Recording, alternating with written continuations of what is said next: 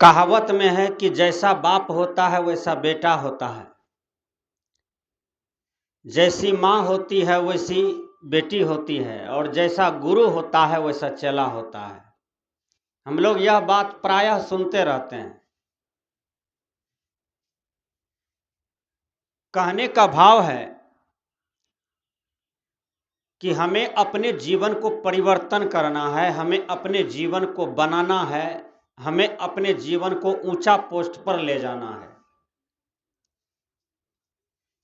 कोई आदमी छोटा नहीं बनना चाहता है, छोटा जैसा नहीं रहना चाहता है। हर आदमी बड़ा सुख, बड़ी शांति, बड़ा सम्मान चाहता है। इसके लिए हमें क्या करना होगा? हर तरह से अपने जीवन को विकसित करना होगा, हर तरह से। भौतिक विद्या भी हमारा सफल रहे, सबल रहे, आगे रहे, और आध्यात्मिक विद्या भी हमारा सफल रहे, सबल रहे, आगे रहे। हम लोग सत्संग करते हैं। सत्संग करने का प्रयोजन क्या है?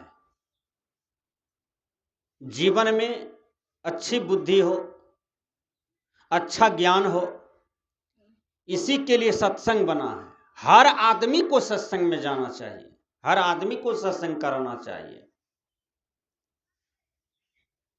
धन दौलत कमाना अलग बात है, धन दौलत कमाना अलग बात है, क्योंकि धन दौलत के बिना जीवन नहीं चलेगा। सबको कमाना चाहिए। केवल धन कमा करके हम धने तक सीमित रह जाएं, नहीं, आगे भी कमाई है। परिवार में, समाज में, राष्ट्र में हमारा सुयश हो, हमारी शुभ कीर्ति हो। देखिए, कोई आदमी मरता है तो उसका भोज खाने के लिए पूरा पंचायत तैयार हो जाता है। चलो भाई, हमको नहीं भी पूछा है तो फलाना आदमी का भोज खाएंगे जा करके। लोगों में बड़ी खुशी रहती है और पूरा पंचायत के लोग पत्ता बिछा करके खाते हैं, खुशी दिल से खाते हैं। कहीं कोई डर भय कलह कलमश नहीं है। और एक आदमी समाज में मरता है तो उसका भोज भी खाने के लिए लोग तैयार नहीं होता है। क्यों? क्योंकि सब कुछ मनुष्य को कर्म कराता है। जैसा कर्म करता है समाज में वैसा रिजल्ट बन जाता है, और रिजल्ट के अनुसार ही व्यक्ति व्यवहार को निभाते हैं। विचार कीजिए, एक आदमी को 3 बच्चा था, 2 बेटा 1 बेटी, और पत्नी भी था। वो चला गया पंजाब कमाने के लिए। पंजाब गया धन कमाने के लिए, अच्छी बात है, लेकिन कोई भी आदमी हो, कहीं भी जाए, उसका मन सही होना चाहिए,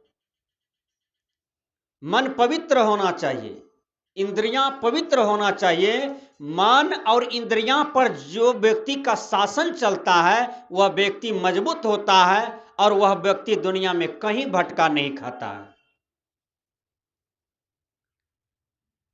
रामायण की बात कहता हूं, जो आदमी मन का गुलाम है वह आदमी डेगे डेग पर दुख पाएगा।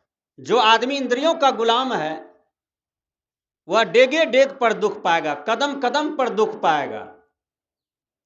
इसलिए मन और इंद्रियों को जीतना चाहिए। केवल साधवे नहीं जीते, इसको गृहस्थ भी जीतना चाहिए। हर युवक को जीतना चाहिए, हर युवती को जीतना चाहिए। आज युवक युवती में पतन क्यों है? लड़की का शादी माँ बाप करते हैं और देख करके, सुन करके, चुन करके, सम्मान के साथ, प्रतिष्ठा के साथ लड़की का शादी होती है। अब कुछ कुछ ऐसे लड़की है अपने मन से शादी करके और भाग जाती है। कुछ कुछ ऐसे लड़के हैं अपने मन से शादी करके वह भाग जाते हैं। बोलिए, समाज में प्रतिष्ठा गिर रहा है। समाज का पगड़ी, परिवार का पगड़ी गिर रहा है, बाप दादा का पगड़ी गिर रहा है। आदमी ऐसा मनोवृत्ति बना लिया है, किसी को कुछ समझता ही नहीं है और किसी को कुछ बुझता नहीं है। इसीलिए समाज परिवार परेशान है, दुख में है। तो वह आदमी पंजाब चला गया। पंजाब गया तो पंजाब में काम करने लगा। काम करते करते करते कुछ पैसा, बहुत पैसा घर भेजा और इसी बीच में किसी महिला से वह आदमी को संगति होता है, बीच बीच में बातचीत होती है, व्यवहार बढ़ गया, संगति बढ़ गया, आना जाना बढ़ गया। अब वह महिला ये लड़का से नंबर ले लिया, फोन नंबर, बातचीत करते करते करते करते वह पंजवनी को ले आया बिहार। वह पंजवनी को बिहार ले आया।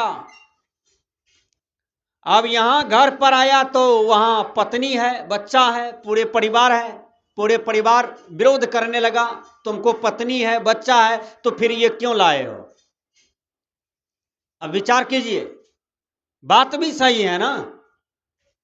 प्रकृति का नियम है, धर्म ये बतलाता है, सत्य ये बतलाता है कि एक औरत पर एक पुरुष और एक पुरुष पर एक औरत, ये शांति का मार्ग है, ये सच्चा सुख का मार्ग है। देखिए, भगवान राम को एक ही पत्नी सीता, भगवान कृष्ण को एक ही पत्नी रुक्मिणी। अब 14,000 पटरानी जो जोड़ दिया है, ये छलावा है भगवान कृष्ण के साथ। भगवान कृष्ण 14,000 पटरानी नहीं रखते थे, ये सब छलावा किया गया है भगवान के साथ में। अब बहुत आदमी कहते हैं शंकर भगवान गांजा पीते थे, शंकर भगवान भांग पीते थे, धतूर पीते थे। शंकर भगवान के आचरण पर काली पोतता है, लोग जानता नहीं है। ताकि भगवान का नाम बोलेंगे ना तो हमको भी पीने में, ये सब करने में मजा आएगा। कहेगा भगवाने पीते थे, भगवाने ऐसा करते थे, तो हम तो नरी लोग हैं, इसलिए हम भी करेंगे। इसलिए भगवान को भी ये इंसान नहीं छोड़ता है, भगवान को भी बदनाम करता है। विचार कीजिएगा। तो पूरे परिवार विरोध करने लगा। वो पंजवनी लड़की थी, तो धीरे धीरे 6 महीना तक किसी तरह से लड़ाई झगड़ा, गाल मुंह फुलाव, कारगिल युद्ध, दोनों सौतीन में, पति पत्नी में बड़ा झंझट होते बीत गया 6 महीना। लेकिन संजोग से आज हम गए, क्योंकि मैं उस परिवार में अक्सर जाता हूं। तो मैंने कहा फल्लवा भाई कहाँ है? कहा वो 8 रोज पहले आत्महत्या कर लिया। ऐसा आत्महत्या किया कि बनमनखी गया, वहां पर जहर खरीदा, अपना ही बांस के पेड़ में आया और उसी बसपेड़ी में बैठ करके 1 बोतल जहर पी लिया। अब घर आते आते काला हो गया और उसके बाद 2 मिनट के अंदर में उसका प्राण टूट गया। विचार कीजिए, यही परिणाम है मन इंद्रियों का शिकार होने का। रामायण में क्या कहा भगवान राम? हे लक्ष्मण, यदि रावण पर विजय प्राप्त करना चाहते हो तो मन को स्थिर रखो, धैर्यवान बनो, इंद्रियों पर काबू रखो। लक्ष्मण से पूछा गया, राम पूछते हैं देखो तुम्हारे भाभी को तो लेके चला गया, लेकिन ये हार है, ये गहना है, ये पहचानते हो तुम, ये सीता का है। पैर का गहना सीता खोल करके फेंकी थी, हाथ का गहना, गला का गहना, केस का गहना, जो भी मिला सीता को अपना ही देह में सब फेंकते गया, ताकि सबूत बनेगा कि सीता इधरे कोई उसको लेके चला गया है। क्योंकि राम जानते नहीं थे कि रावण लेके गया है। वो तो सबरी माँ, सुग्रीव, जितने भी वानर दल थे, तब पता चला कि लंका का राजा रावण सीता मैया को ले गया है। विचार कीजिए, जब लक्ष्मण को पूछते हैं राम कि ये गहना किसका है? कहा भैया मैं सीता का मुंह कभी नहीं देखा, सीता मेरे लिए मां के समान है, इसलिए भैया मैं तो सब दिन सीता भाभी का पैर को देखा हूं, उसके मुख को कभी नहीं देखा। आजकल लक्ष्मण जैसा लोग है, लक्ष्मण जैसा युवक है दुनिया में। अब कोई लड़की जा रही है, उसका मुंह ही टुक टुक देख रहा है, वो लक्ष्मण क्या बनेगा? वो राम क्या बनेगा? वो तो रावण पैदा हुआ है समाज में बहुत ज्यादा।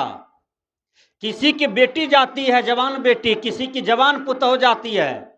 मैं अक्सर बाजार में देखता हूं, शहर बाजार में सुंदर सुंदर लड़की, बड़े बड़े घराने की लड़की, महिला बहू सब आती है जाती है, तो कुछ मनचले लोग टुक टुक मुंह देखते रहते हैं। यानी उसका मन काबू में नहीं है, इंद्रियां काबू में नहीं है। अरे किसी का मुंह देखने से तुम्हें क्या मिलेगा? जैसा तेरा मुंह है वैसा सबका मुंह है भैया। मुंह में क्या है? नाक है, कान है, आंख है, आई ठोर है, यही ना है, चमड़ी है। इसको निहारते निहारते मर जाओगे, इसमें क्या मिलेगा? सबका मुंह एक समान है। नाक से नेटा निकलता है, आंख से कांची निकलता है, कान से गुज्जू निकलता है, मुंह से थूक निकलता है। इस सब को कटोरा में जमा कर दीजिए, कहिए यही गोरकी का देह से निकला है, आई गोरकी देखने में बहुत सुंदर है, इसको खा लो। कैठो लड़का खाएगा उसको? खाएगा? इसलिए विचार कीजिए, किसी का मुंह सुंदर नहीं होता है। ये संसार के लोग भ्रम में है, यानी हार चाम के हवस में भूखे हैं और हार चाम के भोग में अनावश्यक कर्म कर बैठते हैं। इसलिए मन को जीत करके रहना चाहिए, मन को गुलाम करके, इंद्रियों को गुलाम करके रहना चाहिए। इसलिए मैंने कहा कि राम जी कहते हैं, देखो भैया, ये लंका पर विजय तभी होगा जब मन इंद्रियां को तुम सही रखोगे। तो भगवान राम सोचा कि लक्ष्मण का परीक्षा लेना चाहिए। लक्ष्मण को भेज देते हैं, कहा जाओ जंगल से लकड़ी काट करके लाओ। राम जी बैठ गए, शांति से बैठे हुए हैं, क्योंकि भगवान राम तो गंभीर पुरुष थे, धैर्यवान थे, बुद्धिमान थे, बड़ा शांत चित्त पुरुष थे भगवान राम, उकताते नहीं थे, बड़ा सहनशीलता था उसमें। तो भगवान राम बैठे हैं, मां सीता रसोई घर में कुछ से कुछ कर रही है, तीनों वनवासे में है। उधर जंगल में जो लकड़ी लाने गया लक्ष्मण, तो एक बंदर मिल गया जंगल में। बंदर क्या करता है? मुंह दूसने लगा लक्ष्मण को। आप लोग भी बच्चा में मुंह दूसते होंगे, ठोर निकाल करके ऐसे ऐसे करते होंगे, बच्चे में बच्चा मुंह दूसते होंगे। उसी तरह से बानर लक्ष्मण को दूस रहा है। लक्ष्मण को गुस्सा हो गया कि हम देखने में इतना गोरा हैं, स्मार्ट हैं, हम इतने वीर हैं, ये बनरवा हमको दुसता है। सो ने ऐसा बाण मारे कि बंदर को बनरवे के जगह में पहुंचा दें। लेकिन दिमाग में लिया कि भैया का आदेश नहीं है, भैया का आदेश नहीं है, भैया आदेश करेगा मारने के लिए तब तो हम बंदर को मारेंगे। देखिए तब तक में बंदर क्या करता है, अपना इंद्री निकाल लिया और दिखाता है इसे, और लक्ष्मण को अपमान हुआ।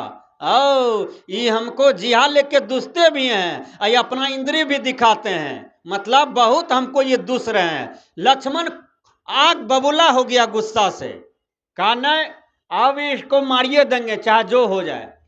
लेकिन फिर भी गुस्सा को बांध करके रखे गए राम के पास, का भैया एक बंदर हमको जंगल में मिला, वो हमको दूस रहा है 1 घंटा से, क्या हम काला कलोटा हैं, क्या हम कुरूप हैं? राम जी मुस्कुराने लगे। राम भगवान कहते हैं, लक्ष्मण वह बंदर तुमको दुसता नहीं है, वह बंदर तुमको शिक्षा दे रहा है 1 घंटा से। लक्ष्मण जी, ऐ लक्ष्मण जी, 14 बरस का वनवास है, जिभ्या को संभाल करके रखिएगा, जिभ्या लंपट न हो, जिभ्या का स्वाद नहीं लीजिएगा और इंद्री का स्वाद नहीं लीजिएगा। 14 बरस वन में निकल चुके हैं, इस वन में आपको सुंदरी पर सुंदरी मिलेंगे और भटकने जाइएगा, भटक गयो तो राक्षस पर आप दोनों भाई का विजय नहीं होगा। बंदर ये शिक्षा दे रहा था। तब लक्ष्मण जी शांत चित्त होकर के राम भगवान के चरण में गिर गए और कहते हैं भैया क्षमा कर दीजिए, हमको तो बंदर पर गुस्सा आ गया था। देखिए ये रामायण का प्रसंग है। इसलिए हर आदमी को, चाहे वो शिक्षक हो, चाहे वो पुलिस प्रशासन हो, चाहे देश के नेता हो, देश के साधु हो, संत महात्मा हो, चाहे देश के गृहस्थ विरक्त हो, कोई भी आदमी क्यों न हो, हर आदमी अपने मन को निरख परख करते रहिए कि मेरा मन कहीं गलत की ओर तो नहीं जा रहा है, हमारी इंद्रियां बहक तो नहीं रही है, हमारा वचन, हम जो बोलते हैं लोगों के साथ, ये कहीं गंदा तो नहीं हो रहा है?